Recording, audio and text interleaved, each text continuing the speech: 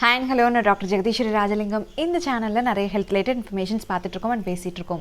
இதான் நீங்கள் என்ன ஃபர்ஸ்ட் டைம் பார்க்குறீங்கன்னா இந்த சேனல் ஷீது டாக்கம் மறக்காமல் சப்ஸ்கிரைப் பண்ணிடுங்க. பிளட் சுகர் அளவுகள் அதிகம் உள்ள நபருக்கு நியூரோபதின்னு சொல்லப்படுற நர்வ் டேமேஜ் உண்டாகும். இதில் ரொம்ப முக்கியமாக கால்களில் இருக்கக்கூடிய நரம்புகள் டேமேஜ் ஆகும். இதுக்கு கியூர் கிடையாது, பட் மேனேஜ் பண்ணிக்கலாம். பொதுவாக டயபெட்டிக் நியூரோபதி உள்ளவங்களுக்கு கை கால்கள் மரத்து போகிறது, ஊசி குத்துற மாதிரியான சென்சேஷன் இருக்கும். வலி இல்லைன்னா கால் பாதங்களில் எரிச்சல் இருக்கும். சிலருக்கு தொட்டா உணர்ச்சியே இருக்காது, மசில் வீக்னஸ் இருக்கும்.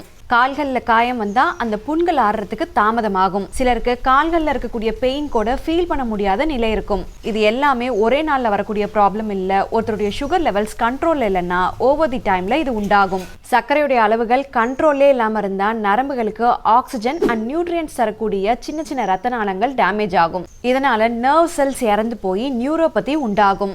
இந்த நியூரோபதியை மேனேஜ் பண்ணுறதுக்கு ஃபிசிக்கலி நிறைய மூவ் பண்ணணும். ஸோ எக்ஸசைஸை ரெகுலராக ஃபாலோ பண்ணுங்க. சத்தான உணவெடுத்து ஒரு ஹெல்தியான வெயிட்டை மெயின்டைன் பண்ணணும். உங்களுடைய HbA1c அளவுகள் 7க்கும் கீழே இருக்கணும். ஆல்கஹால் அண்ட் ஸ்மோக்கிங்கை கம்பல்சரி கட் பண்ணணும். அதே போல் டயபெட்டிக் நியூரோபதி உள்ளவங்க கால்களில் காயங்கள் ஏற்படாமல் தடுக்கிறதுக்கு ஷூஸ் போட்டுக்கிறது நல்லது. இந்த வீடியோவை தேவைப்படுறவங்க ஷேர் பண்ணிட்டு கமெண்ட் செக்ஷனில் உங்கள் கருத்துக்களை சொல்லுங்க.